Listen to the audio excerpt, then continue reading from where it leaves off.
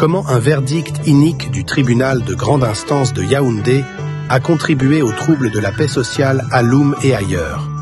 Un verdict inique, une décision incompréhensible, telles sont quelques réactions des responsables de la vraie Église de Dieu du Cameroun suite à la décision du tribunal de grande instance de Yaoundé de valider au bénéfice de la rhétorique imagée du pasteur Tchana Landry et ses conseils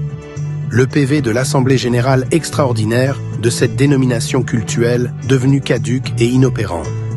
Toutes choses qui l'ont poussé, le pasteur Tchana Landry, a procédé à la nomination illégale des responsables des assemblées dans l'ensemble du territoire national et a orchestré ipso facto des scènes de violence comme ici à Loum.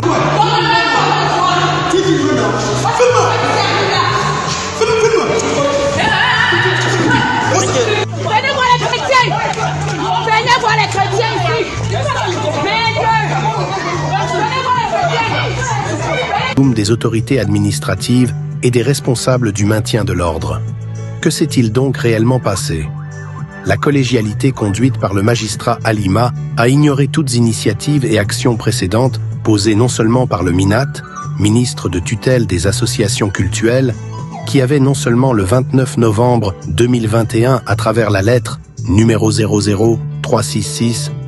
refusé de prendre acte des délibérations de cet AG extraordinaire pour des raisons évidentes liées à sa non-conformité au statut en vigueur qui n'avait pas encore été modifié pour prendre en compte dorénavant l'existence de 2 organes dirigeants, mais encore l'autorisation par ce dernier, au travers de la lettre 609 du 28 février 2024, d'un nouveau bureau du Conseil d'administration, conformément à la loi de 1990 sur les libertés publiques et le décret de 1971 reconnaissant la VEDC en son article 2.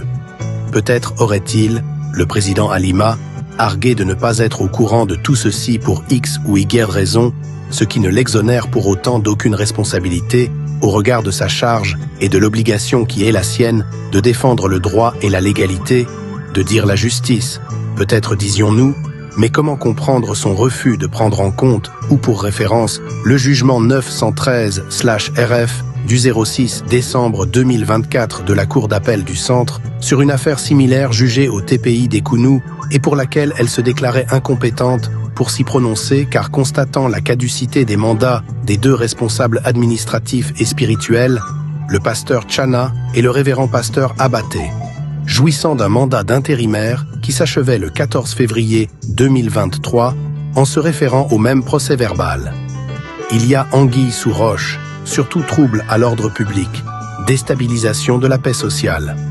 Tous les efforts de l'administration et de la Cour d'appel du Centre ont été saccagés par une décision de justice qui a reposé essentiellement non sur le fond du dossier, mais sur des vidéos tronquées présentées au tribunal par le conseil de Sieur Tchana.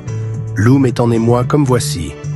Merci Monsieur le Président du tribunal d'avoir dit votre droit basé sur de fausses vidéos et le refus d'entendre raison face aux déclarations et aux faits relatés par un PV, somme toute facile à lire.